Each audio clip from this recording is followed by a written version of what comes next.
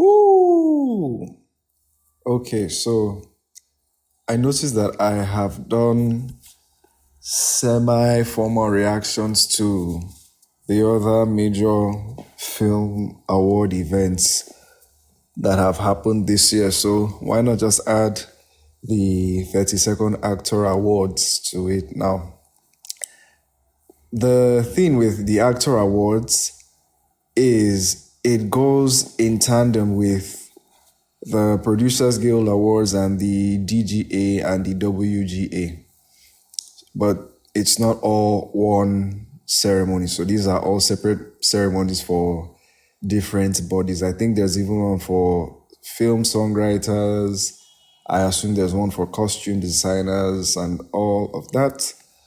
But obviously, because many people are focused on just the directors, producers, writers, and actors, that's why these DGA, PGA, and Actor Awards are the most popular and most talked about, especially the Actor Awards, because this one involves the actors, the people we see in the film, the people who are the reason many people attend these film screenings and all of that. So I'm here looking at the results, and I am very pleased to see that Michael B. Jordan won Outstanding Performance by a Male Actor in a Leading Role. That is a delight to see. So I eventually saw Marty Supreme, and if I were to pick between these two actors, I would still pick Michael B. Jordan. That said, I haven't seen Blue Moon, neither have I seen Bugonia, neither have I seen The Secret Agent. But if the race were between Michael B. Jordan and Timothy Chalamet, I would pick Michael B. Jordan. That isn't to say Timothy's performance is any bit worse, but the conversation that I want to have is, what exactly does that performance do in the grand scheme of things? I don't know how the actors see it or the voters see it, but when I think of the idea of picking from a list of nominees, my idea is whatever nominee I pick, my answer is valid. That is the point of the nominees. So I used to have the idea that these nominees need to be ranked in terms of some display of skill or whatever. But now I see it as every nominee is valid. The performance isn't the issue. There isn't a ranking to be done. If there was a ranking to be done, we would have extra nominees or we would have fewer nominees. There isn't any ranking to be done among these 5 or 6 or 7 people, as the case may be. You just need to pick what stands out the most. They are all A-tier performances. That is why they are nominated in the first place. So my approach to this now is, okay, we have A-tier performances across board. We have 10 out of 10 performances across board. What then can I say I can use as a criteria to pick a standout from this list of 5 people? I now begin to think of, okay, what have I seen before? What haven't I seen before? I've seen Marty Supreme-like performances before, time and time again. Oh my God. I watched that film in the hopes that it wasn't just going to be what I thought it would, but it ended up being just that. It ended up being yet again. And that isn't to say that it's a bad film. The technicalities are there, 100%, 100%. But we've seen this before. Let's be real. What's new is the table tennis angle, as far as I'm concerned. The technicalities are there. Timothy Chalamet is a good actor. The lady, the supporting actress, is a good actress as well. But when we have a list of 5 standout performances, yes, equally he is standout. But I'm not going to pick something that not only have we seen before, but we've rewarded time and time again before. So, on that ground, he is out. Then I've seen One Battle After Another. Honestly, I didn't even know Leonardo DiCaprio was considered the lead performance, but okay, if I were to pick anyone in that film for an Oscar, maybe it would be Sean Penn or Regina Hall. But among the 3 that I've seen, if I were to pick from this list, I would pick Michael B. Jordan. Now, I've heard a lot of positive things about Blue Moon and Bugonia, especially Bugonia. But I'm yet to see those, and I can't really make a decision yet based on the fact that I haven't seen the last 2 movies. So if I were to pick, I would still pick Michael B. Jordan, and I'm happy he did win. Again, this doesn't mean that X performance was directly better in terms of technicalities. The thing is, with the nominees, the point of having the nominees is these are our list of 10 out of 10 performances. Just pick one and go. So the one that the most people in the voting bodies pick is going to win. So there's literally nothing to lose sleep over. I haven't seen Hamnet. Well, I've gone to the outstanding performance by a female performer, and Jessie Buckley won that one. Jessie Buckley is the only one that's won all the awards throughout this film award season. Then Sean Penn in One Battle After Another won for the supporting actor. I'm surprised Amy Madigan is winning this many awards. So I've seen 4 films from this lineup.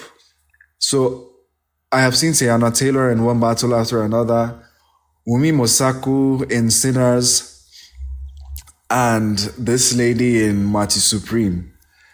If I were to pick,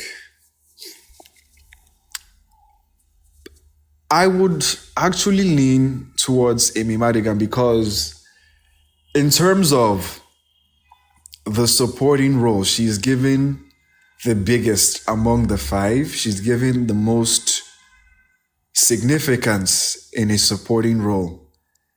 There's a very staunch deviation from her person in terms of the role.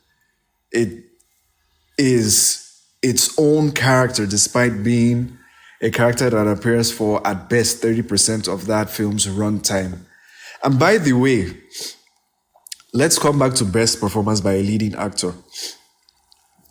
The conversation around Timothy Chalamet had me curious to know who's the youngest ever that has won best performance by an actor in a leading role. And that happens to be Adrian Brody in The Pianist, which is a choice that I kind of agree with because that guy in that role was really melodramatic and everything. It was a staunch departure from what you'd expect him to be. All right? A lot of people wonder why Leonardo DiCaprio, it took him so long to finally win an Oscar. And if I were to say a reason, or if I were to be asked As to why I think that is, I think it's because The Revenant was the first time in a long time that he had really done something out of his lane entirely. One of the years that I feel a lot of people feel like he was robbed was the year he was nominated for The Wolf of Wall Street, a film he co-produced. And he lost to Matthew McConaughey in Dallas Buyers Club.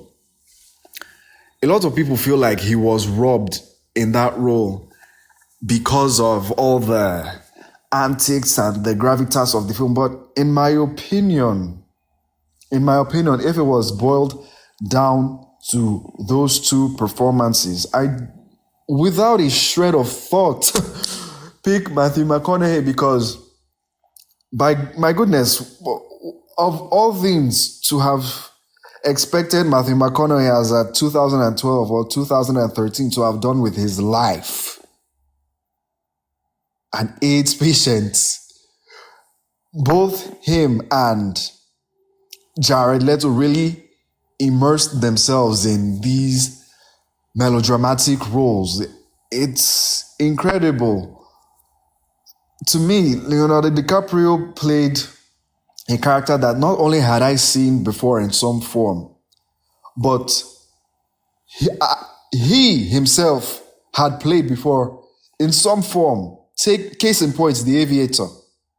So that's another thing that I also kind of consider when it comes to acting, especially. Fair enough, a lot of the acting work falls on the director because it's the director that's going to point you out in specific directions. You can't convey a good performance in a film that lacks direction. It's going to be incredibly tough. And at the end of the day, it's ultimately the choice of the director to green light your performance. So with that in mind, I feel like I've seen this before. Not only have I seen the Marty Supreme-like character many times before, but I have seen Timothée Chalamet in the Marty Supreme-like character before now. I feel he will win the Oscar because, again, it's mostly the same people voting for the Critics' Choice, the BAFTAs, the Golden Globes, and now the Actor Awards that are voting for the Oscars. So I feel he will still win the Oscar. But if I were to pick just between even Michael B. Jordan and Timothée Chalamet, I'd pick Michael B. Jordan. I would pick Michael B. Jordan. Another thing that I've seen online is there's a lot of talk about Sinners as an overrated film. Big surprise.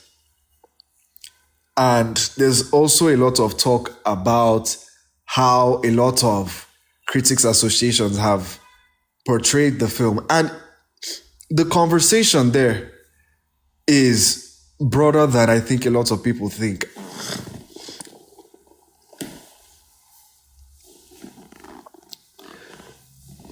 I feel like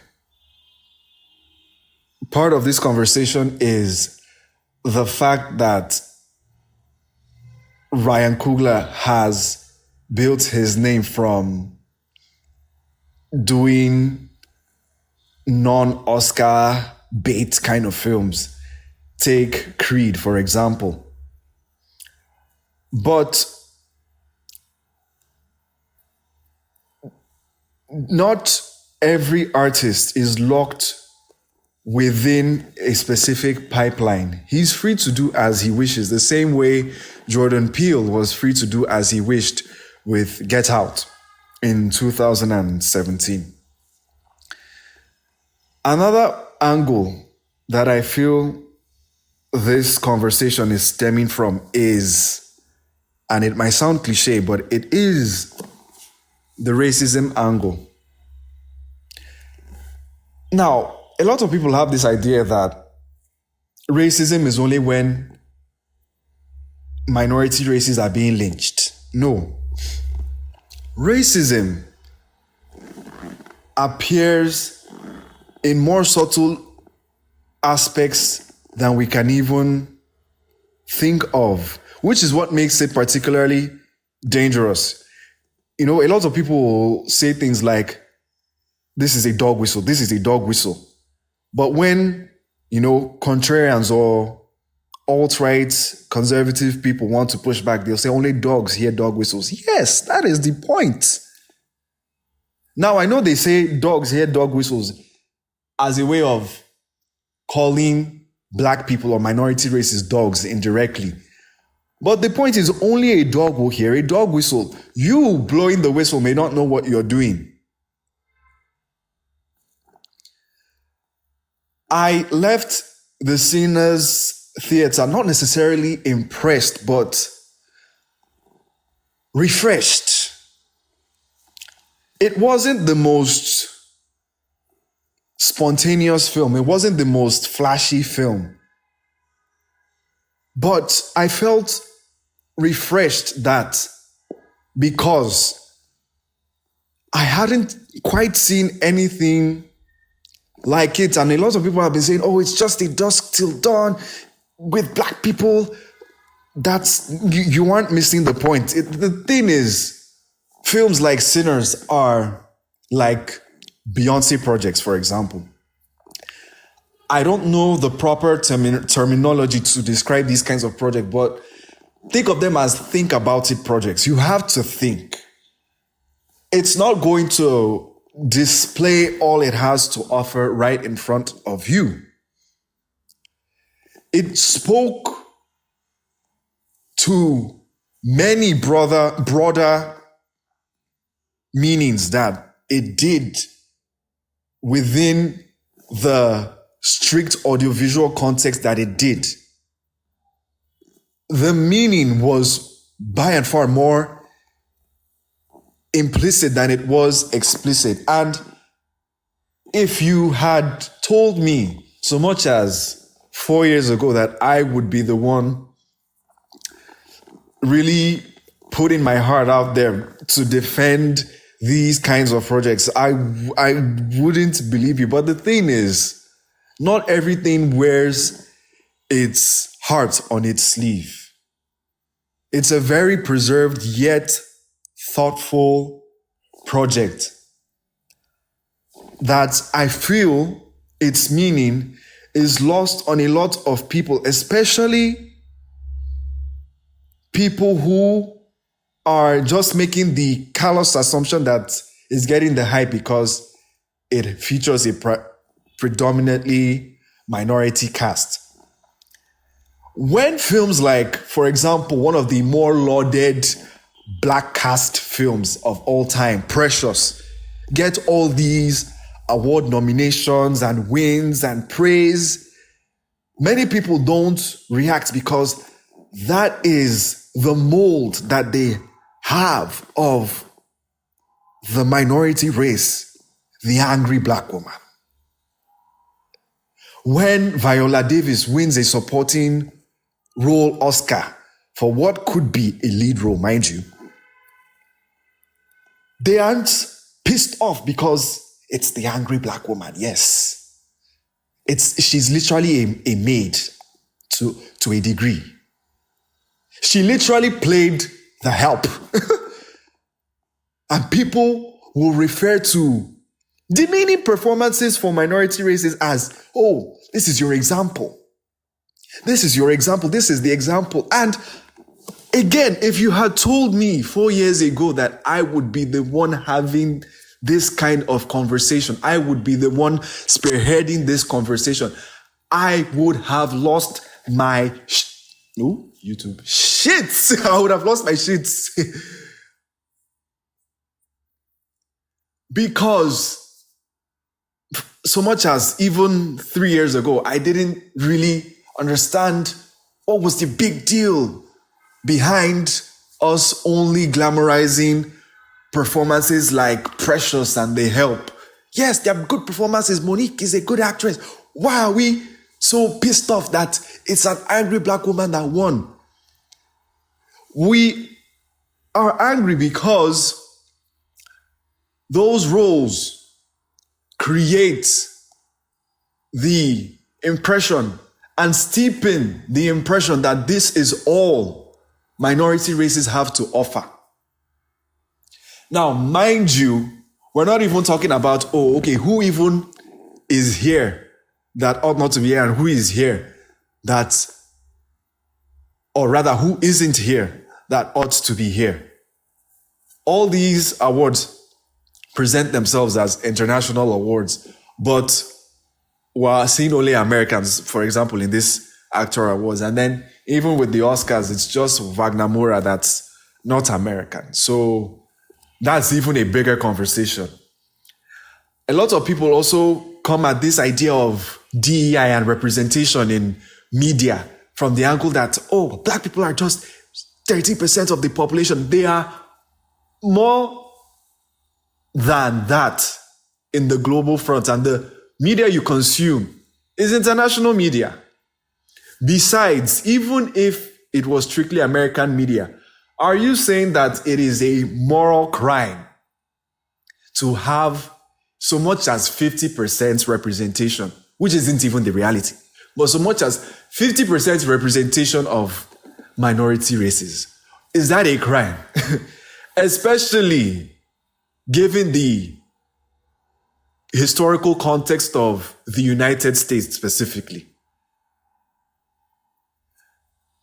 So I have, within the short time he's won, noticed a lot of dog whistle level racist comments geared towards not just him, but the film at large.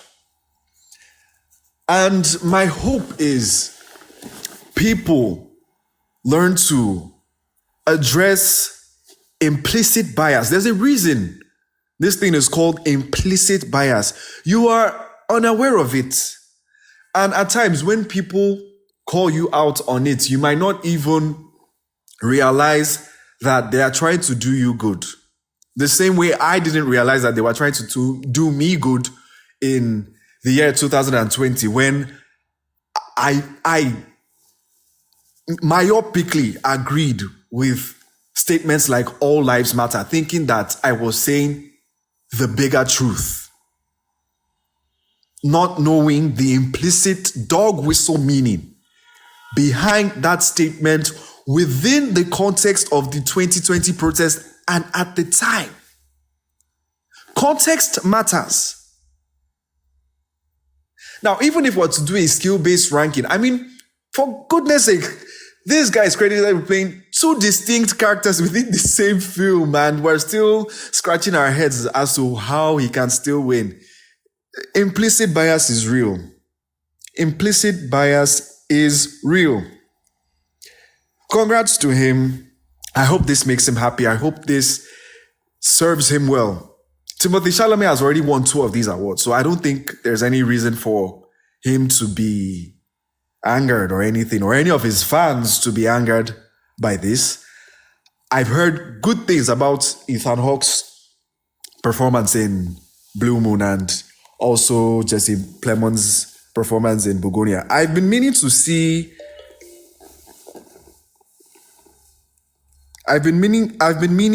Kinds of Kindness, because that's the one he won the Palme d'Or Acting Award, the Cannes Acting Award in 2024. I've been meaning to see that film because the Cannes Festival is one of the bodies that I look out for when it comes to what movies that I can recommend. They haven't really ever failed me in that regard. The same way Pitchfork rarely fails me when it comes to music. When it comes to film, TV, I haven't found an outlet of similar nature for television series, but when it comes to film, I usually go to the Cannes Festival or the Berlin or the Venice, but mostly the Cannes, because their winners usually are the most impressive to me. Then for music, I usually seek opinion from Pitchfork, but I'm also adding Paste to that list now. Paste is really doing me very well. Okay, so outstanding performance by a supporting actor is Sean Penn, that's fine. Amy Madigan, that's fine. Then a cast is Sinners, of course it's Sinners. Of course it is Sinners. Then a stunt ensemble is Mission Impossible, The Final Reckoning. Okay, that's good. I like the idea that they are opening up to more categories. I like the idea that they are not just going to hold those categories sacrosanct till the end of time, like it seemed that they were going to do. I kind of disagree with them merging sound mixing and sound editing, but I understand why they would do that. I'm not fully sold yet with the casting one that they added, but I'm not averse to it either. Yeah. Some things take warming up to. Some ideas are instantly welcome. Things like most things in life change, we adapt and all of that. So let's see how it goes. I think maybe my own misunderstanding with that casting award is that I don't really understand what exactly is the skill that's being measured, because everything outside Best Picture is awarding a skill. You understand? And you could even argue that Best Picture is awarding the skill of producing, if you consider that a skill in terms of the film industry.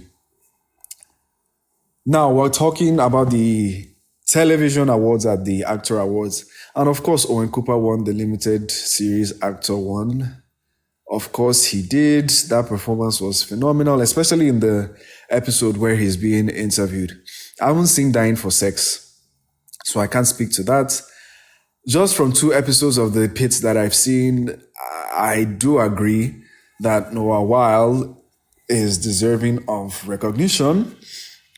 However, I will say that, the role is written for him to shine, even though he's working with a very big cast of people. Yeah. So when we're praising a role, we also have to praise the people who write the roles and who direct the roles. We're also looking at Kerry Russell. Her performance in The Diplomat got her an Actor Award.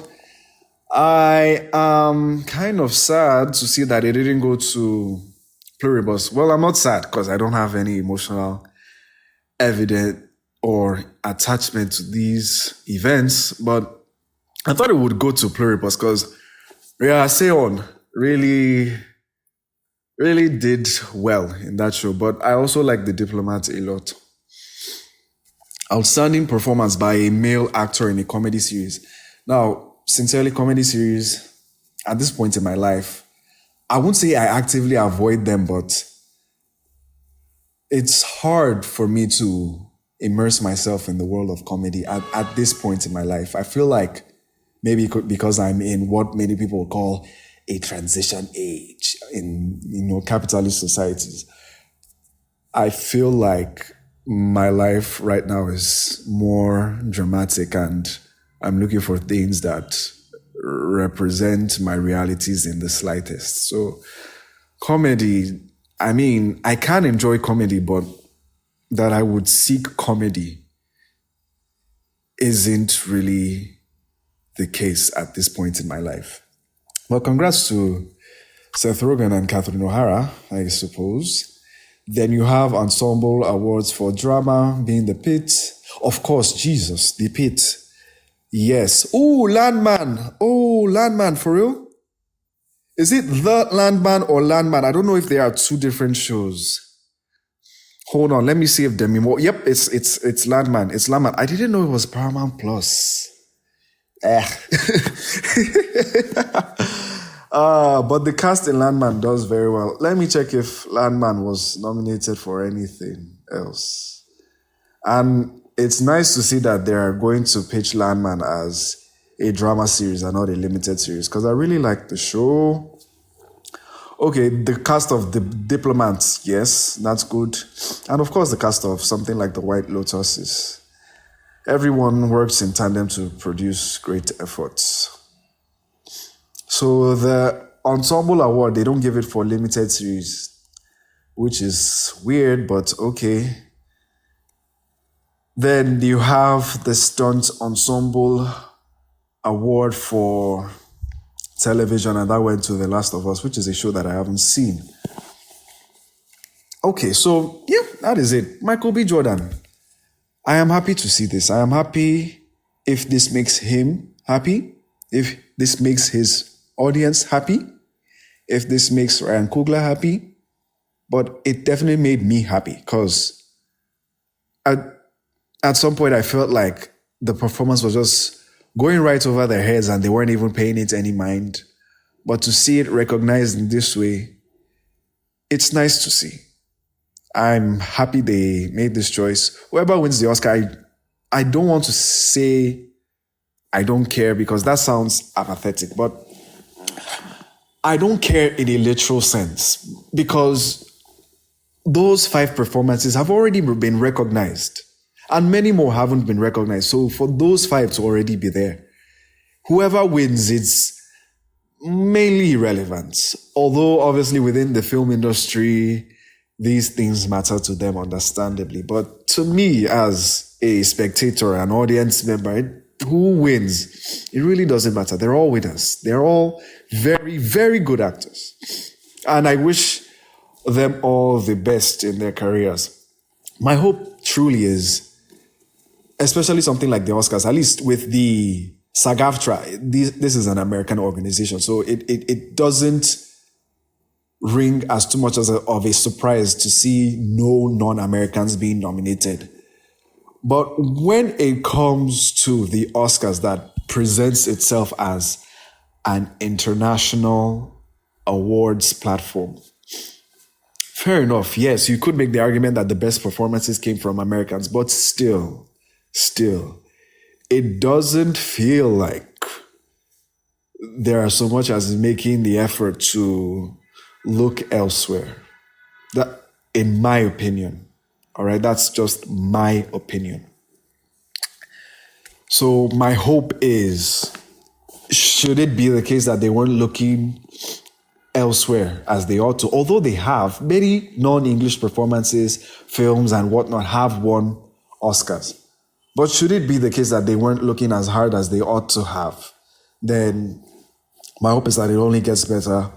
Of course, the performances and directing efforts and productions that they've nominated are superb, but maybe, I suppose, the international front is not being represented as best as I think it could be. I really do not know.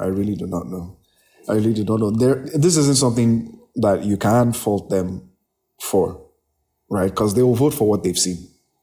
Exactly. So you can't really fault them for. Okay, so that's just my small reaction.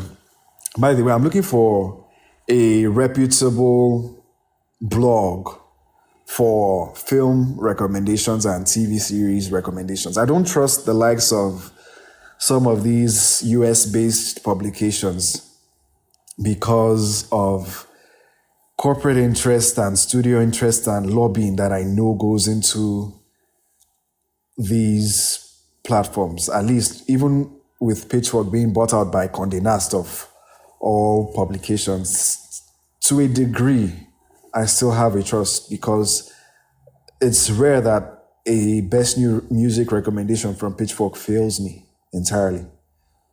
But like I said, I'm moving to Paste. I'm really liking Paste a lot. So this is just my request for independent film and TV recommendations.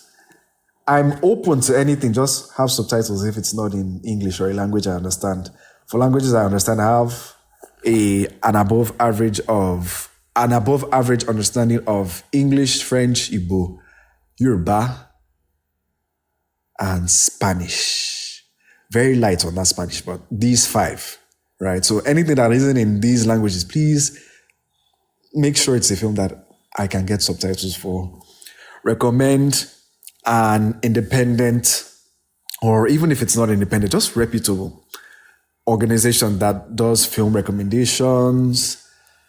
Then, of course, for most films, I, living in Nigeria, need to wait a while to see them because most of these films don't make the rounds in our cinema. So I have to wait until they're on Netflix or some other streaming service before I can watch them. But I just need recommendations for films, a reputable organization that gives quality recommendations for films. I can't obviously trust these awards. These awards are just, who the voters want to give the recognition, which is understandable and which is why they have the appeal that they have.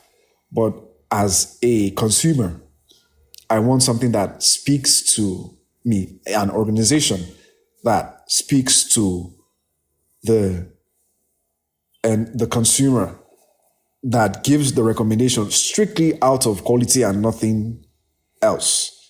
You understand?